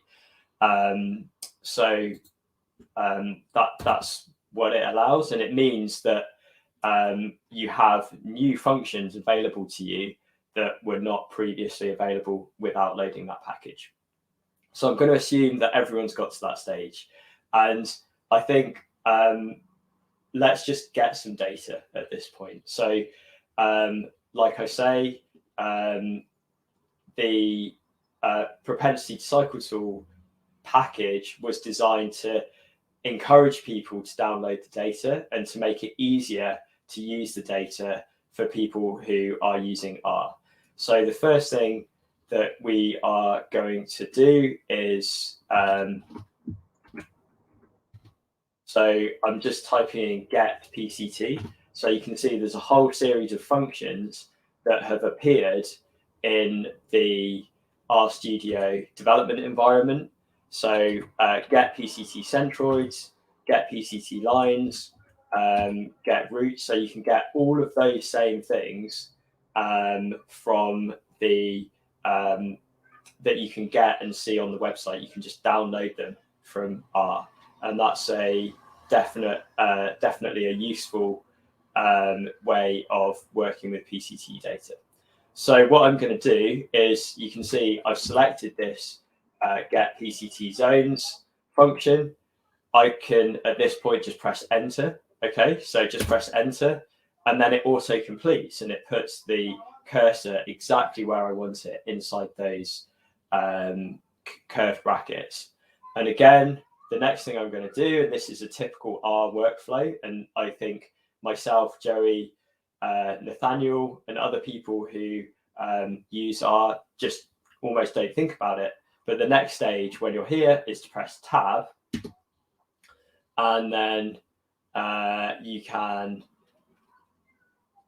select from the options. So again, this is quite useful because this is R telling you, I need this information. And just as an experiment, let's try, and again, everyone can do this. So for the people, especially the people who are new to R, if you just press Control and Enter, you will see your first R message. And it's good. Like it's absolutely fine to get an error message. It doesn't have any negative consequences. It's not like a bad thing. It's just saying R doesn't understand what you want it to do. And in this case, it says region must be of length 1.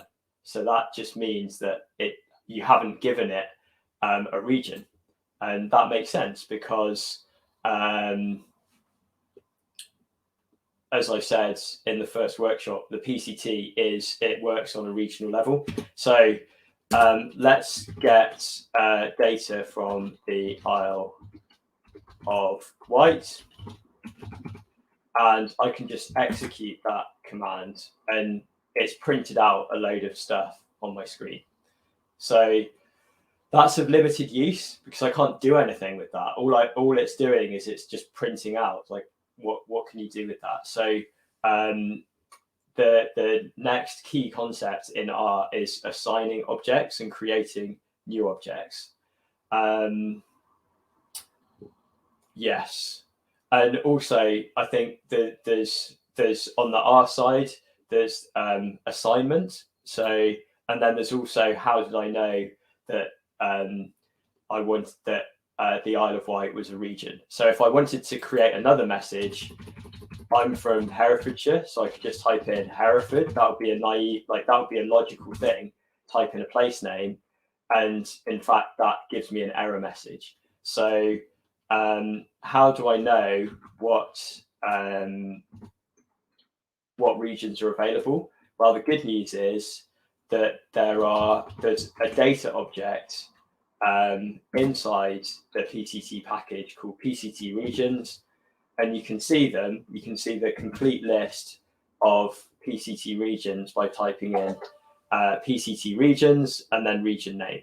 So you can type in any of those names into that script. So that's just a good example. So what I'm going to do is get data not from the Isle of Wight, but from North Yorkshire, which is the case study area. So I can go zones all equals get PCT zones, and then region equals North Yorkshire. And hey presto, you get an object, and this is actually really handy. So a great thing with RStudio is that it kind of keeps track of the things, the objects that you've got in your workspace, and you can click on it to see what's inside it. And this is anyone to basically everyone who's used Excel. This is like a nice way of seeing the data. It's just an Excel type view, so you can get a really good handle on the data by clicking on it. So that's handy. Okay, so we've got some data now. Let's do something with it. And I think it makes sense to visualize stuff as the first step. So let's just see what this looks like. And if I were to go plot zones all, that just gives you a visualization of that data set. And it's actually showing each of those layers step by step. So that's the basics of getting started with RStudio. You can do loads and loads of stuff. So once you've got the data in this statistical programming language, you can do all of the things that you can do with that data. So you can transform it. You can take subsets of the data. So I think a useful example is to get the subset of the data representing just the city of York. And this is something that's described in the tutorial. So again, this is quite a long tutorial. I'm not going to try and cover it comprehensively because you can work through it in your own time and play with it. But I am definitely going to show you some of the key parts of it.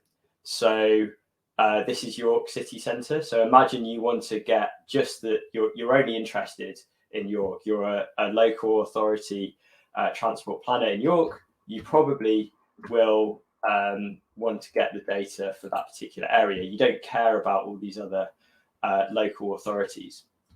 So something we can do with this, a useful function that's like a good kind of basic function is the function unique. And then you can say zones all dollar. Dollar means the column. So all of these are column names. And again, for people who are new to R, which is who I'm kind of directing this towards, you can select the LAD name, press enter, and you get a list of the local authorities in York. So that's quite handy. Like that was useful information. And the next stage, which again, this is in the tutorial, is to get just the zones representing York. So basic data analysis stuff, but let's all do this together so you get a feel for how R works. And what I'm going to do is get you to use the pipe operator. So I'll show you and then I'll tell you how to do it. So zones all, and then pipe. So you can pipe that function into a new command called filter. And And this is pretty space age and cool, and it's like a relatively new way of using R for data science. And then within this is really nice, and it minimizes typing and it minimizes opportunities for typos, because you can just select from the existing things. You can do a query, and this is basically like a SQL query on the data, but you're doing it in memory. And we can say LAD name equals, so that means it must be equal to York. And then we execute it. And I said I would explain how to generate this pipe operator.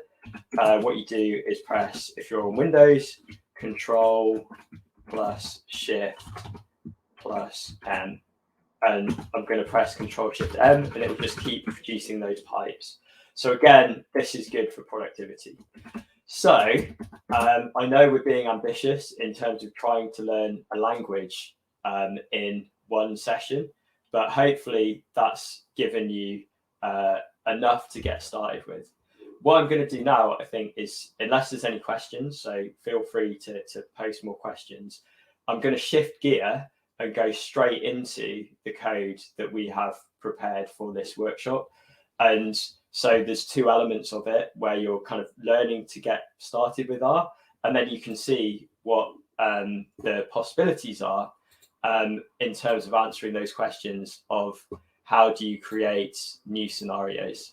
So the code that we've written for this workshop is all contained within this file. So this is basically like a big R script, and it's also an R Markdown document. So you can use this to, we use this to create the tutorials.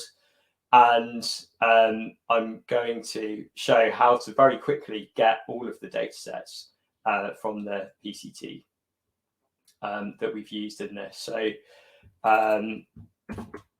we've got the get PCT zones and get the lines, get the routes. So you can very quickly get all of this data for one region. And you can see it's being a bit slow on some of them because some of these data sets are fairly big. And then we can start processing it. And again, time constraints, because I can see we've only got 10 minutes. The best that I'm going to be able to do is explain how we've generated these scenarios. If you want to get data on schools, you just need to set purpose equals school. So when you're typing in that command with get PCT RNet, for example, that means get the route network data.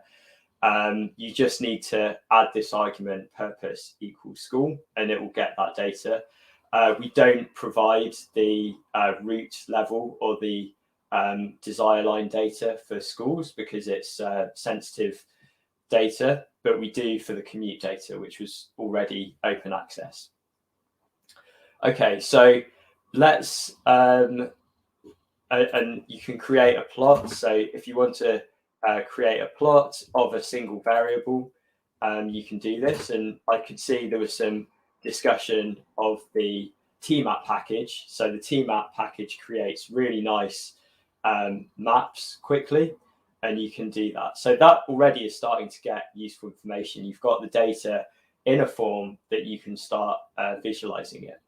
But what this workshop's supposed to be about, and I deliberately am waiting to do this because I wanted to make sure people understand the foundations before trying to run. So you should walk before trying to run.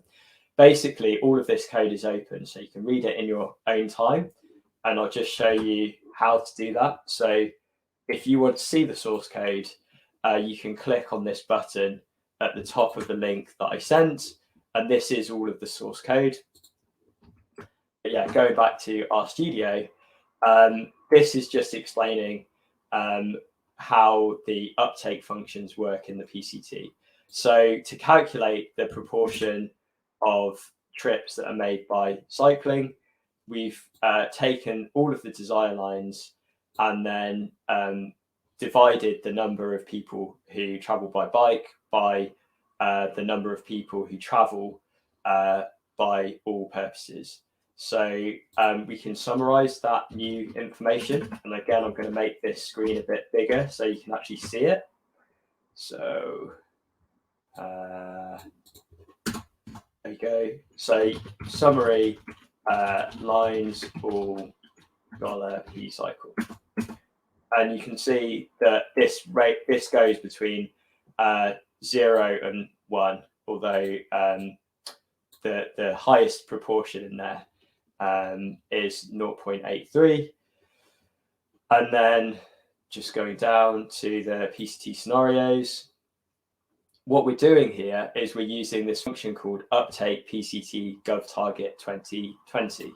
And what this requires is an input with distance and gradient, and then we're multiplying that by 100, and we are then adding that to the proportion that cycled already. So that is this command. If I run this, that generates an estimate of, it should generate an estimate of the proportion of people who travel under the Go Dutch scenario. And again, we can do a summary of this. And the new variable that we created is pcycle Dutch. And you can see that that's ranging from 0.5, so that's probably a very long distance route, to over 50%. So that seems like Dutch levels of cycling. And then, of course, we can plot those. And I realize that time is definitely against us. So I'm just going to talk through what we've done in the final parts of this. And like I say, we've made this resource available for you to kind of play around with at your own leisure. So now you know how our studio works, you know where to find all of the code. You can just start playing with it. So what we've done here is developed a scenario of change that represents the government's target of getting to 50% of trips in towns and cities by walking and cycling. So yeah, we have we can see here that currently 34% of trips are made by walking and cycling, and you can see that in this graphic here. And how did we implement this scenario? That's the key question that I guess a lot of you are interested in. And the answer is basically lots of R code. So the code that we've used is this, and it would take a bit of explaining to get through, but basically we've used the PCT uptake function, and we've also assumed that walking trips make up 50% of travel between 0 and 1 kilometer. And then we've created this, we've reduced the amount of walking. So when you have an increase in cycling and walking, that reduces the amount of car driving. And then these steps are kind of for visualization, and that allows us to generate these outputs, which provide a new scenario of change that represents meeting the government's aim of getting to 50%. And I think it was a very useful exercise to do this, because in the process of developing this scenario, we can also look at how that affects car driver use. So even if that increase in walking and cycling were to only remove trips from driving, so 100% mode shift away from cars, that scenario would only reduce car use by 17%, and that's only within urban areas. So that suggests that the government's going to have to do a lot more if they are looking to get people to change the transport system from a climate change perspective. So that's what R can tell you. There's a section that I really don't have time to talk about, which is developing new scenarios of change. But the key bit is this part here, where you've got a function called model PCT 2020, and that will generate a new scenario of change. So we're actually training the model against the data for the area of York, and then we can apply that model to all of North Yorkshire and see that basically this is the headline result, that you get 17% of the Go York scenario represents 17% mode shift cycling. So I can see it's 2 minutes before the end. Hopefully that hasn't been too much of a baptism of fire.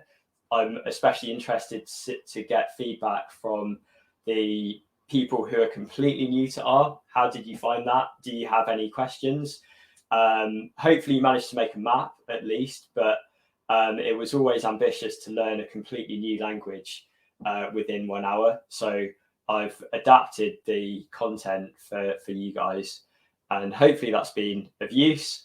We've got another bonus section on joining the schools and the commute layers. But I would like to hand over, if you want to, Nathaniel, to another quite exciting development that getting your data into this format can help with, which is integration with other open source tools. So that's the great thing about open source tools. They're not monolithic things, they are modular, and we can plug in the results into something else. So Nathaniel, if you want to do a very quick demo of what you've been up to, I think that will be a good kind of place to hopefully inspire people to learn more about using PCT data with R. Yeah, sure. So yeah, I've been working on recently with Robin a package called ABStru. It was used for the ActDev project, where we'll be doing a talk at 4:15, I believe. So for more information about that, caption that call. So I have what looks like a fairly intimidating sort of script here. It really isn't as scary as it might seem. Basically, this is utilizing the data from PCT and using the libraries that we have been using in the demo today in order to generate OD files for ABStru. So basically what this does is it gets the zone and commute data from PCT. It then cleans this data with some new names for some stuff, calculates the Elucidant distance. It then generates the uptake and creates two new sort of columns. One's the now Go Dutch scenario, and one is the cycle Go Dutch scenario. We then generate some buildings from OSM, a bit like we did in the QGIS tutorial. And then we finally use the ABStru package to output this, so we can then use it in ABStru. So now if I bring this over here, so this example is for Exeter. I've now imported Exeter as a city here. I am based somewhere around here. And basically the final lines in this is I'm outputting a JSON file to my desktop called exeter.json. And then I can simply import this scenario here. You just missed that sort of little pop-up came up there on my desktop. I clicked on the file. We'll just have to wait a few moments while ABStru loads this in. But yeah, I think as well, if you are new coming to R, I think Hadley Wickham, sort of one of the main people of R, he said, you know, it's very easy to become frustrated with yourself, and you just have to, you know, you have to enjoy that frustration and know that you're going to get things wrong before you get it right. I've been programming with R now for a year and a bit, and I still Google things and make silly mistakes. And so it is just a learning process, and, you know, you get it into your muscle memory. This is just working still. Let's see. Might take a few moments if it. And yeah, just to chip in there, thanks a lot, Nathaniel, for that explanation. I think it's good not to be intimidated. I mean, when I started using R as well, I was like, what is this? And I just wanted to make a histogram. So if you've got small problems that are using statistical data, R can be really good. So I'd suggest if anyone's wanting to get into R, start small and start trying to use it for particular problems that you want to solve in your day-to-day work, or even just out of interest. So if you're interested in statistics and you want to know, for example, what is the most car dependent area of my city, R is really good for that. So you can just look up help, do some tutorials. We've actually developed quite a few teaching materials in the Institute for Transport Studies, but the key thing is perseverance, and it is a language, there's no doubt about it. But if you want to get started, that's good. And even if you personally don't use R, you can work with people in your team. You're likely to have techies who are into this kind of thing, and just let them know that R can solve particular problems. Like, it's not a one size fits all solution. And the AB Street package is actually written in Rust. So that's a great thing about open source software. They can all talk to each other. But I'm really excited to see this myself, because I think this may be a historic moment where we get the first time data from the PCT is represented in AB Street, assuming it works. So this is the nature of live demos. Fingers crossed. And AB Street is definitely a big software project that is pretty outstanding in its ability to simulate cities and also allow you to edit them, which fits in nicely with Brian Deegan's talk on redesigning streets. And I think you could also actually use AB Street to, it's not as sophisticated as a full-on CAD system, but you can make edits to see the overview of what changes to the system could look like. So this is why we're using AB Street, because it gives you access to a whole range of functionality that is difficult from inside a web browser or inside other tools. And it also answers the infrastructure question. So most of the propensity to cycle tool is focused on behavior. So most of the data is where are people moving from and to. And what AB Street does is it focuses on both infrastructure. So it's got a strong emphasis on OpenStreetMap data, and also allows you to import different scenarios of movement. So it's really good for that interface. And ultimately, the transport system you can't understand the transport system by just focusing on infrastructure. You can't understand it by just focusing on behavior and movement. It's the interface between the two. So the PCT is very good for giving you data on these like broad travel patterns at a city level, and R can be great for analyzing that data. But if you want to go to the next level and actually think about individual specific types of infrastructure change and scenarios of specific infrastructure changes, like what would happen if I reallocated this lane of traffic to from a carriageway for motor vehicles to a walking and cycling lane, what would happen there? So that's what we are. That's why we're interested in AB Street. This is quite experimental stuff, and we'll be presenting it. And actually, the lead developer of AB Street, I think, will be doing a brief talk in the ActDev booth at 4:15. So if you're interested in this kind of extra Zoom layer, then come along to that tutorial. But I've got my fingers crossed, and I'm going to wait patiently to see if it can work. So there's no guarantee if it does, but what are you thinking, Nathaniel? Is it just being slow to load? I think it's being slightly slow to load, yes, but oh, here we go. All right, okay.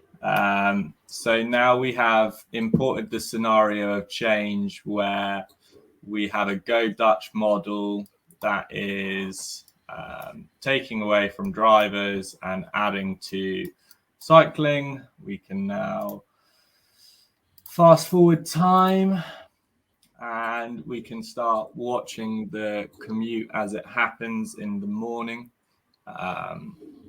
So like we said, you can use PCT to get commute data, and that makes it really good for sort of simulating morning commutes.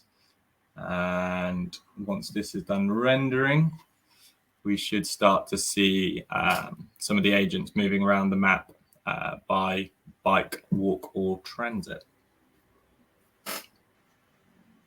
What I'm going to do as well, if people were interested in seeing the sort of R code that made that script, that's here.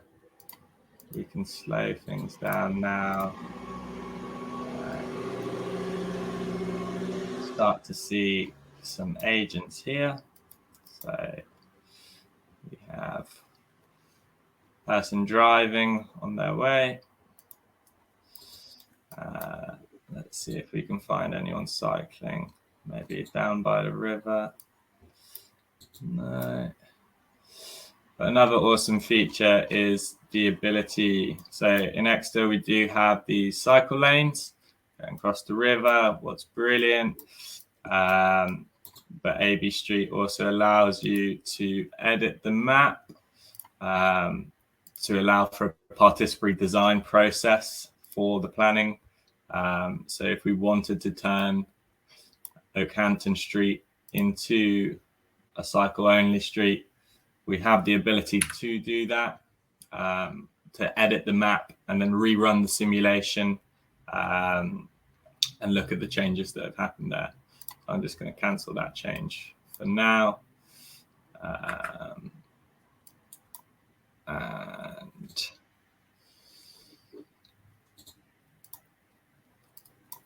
yeah,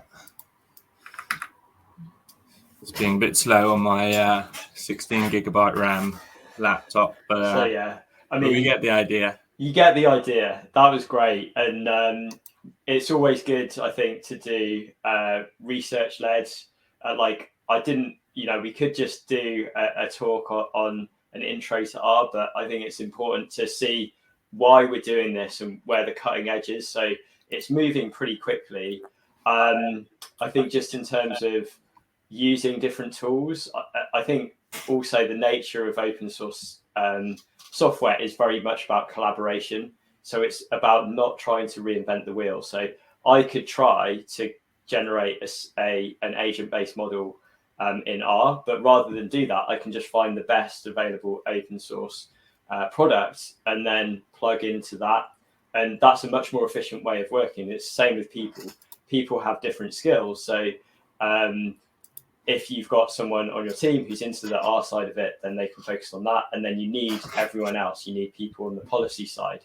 So we've done a pretty deep dive and a kind of get started on the code base, really, underlying the propensity cycle tool. There's a huge amount there. There's also a huge amount of documentation. So the final thing that I'm going to show, and sorry, this has overran a little bit, but I think it's been worthwhile, is just to show you, if you want to learn more, there is fill your boots, basically, because if you just type in PCT R package in Google, that should take you to this, and this explains everything in detail. So yeah, hopefully that's been a useful taster, and I do encourage you to kind of look up some introductory materials. There's quite a lot of information as well on this training, this advanced training workshop, and that also includes stuff about where to read up and other tutorials. So I think that's about it. Thanks a lot for attending, everyone, and your patience.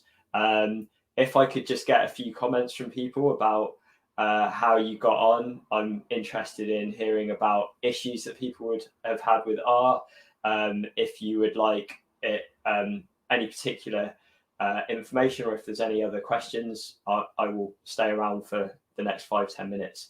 But other than that, thanks a lot, everyone. As I say, we'll be in the ACDev booth for some more kind of active travel and development planning type research, including the using AB Street in a real world scenario. And so if you're interested in that, come along at 4:15. But other than that, have a great rest of the conference. And yeah,